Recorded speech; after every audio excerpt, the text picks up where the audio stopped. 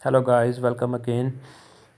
In this video I will tell you how you can change the name of your Facebook profile within a minute, because sometimes if we misspell our name on Facebook profile, we need to change our spellings, or we need to change the name of our profile fully.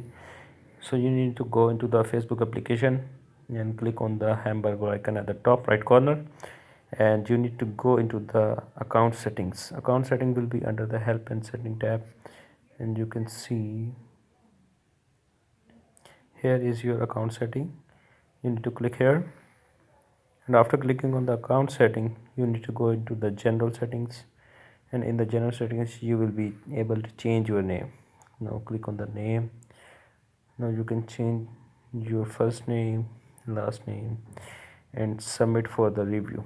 And please note that if you change your name on Facebook, you can change it again for 60 days. So do not add any unusual capitalization, punctuation characters, or random words. Okay guys, so let me know if you have any questions under comments. If the video was helpful, please feel free to like it and subscribe to my channel and press the bell icon to get all the updates of my channel. Thank you for watching my video. Have a great day.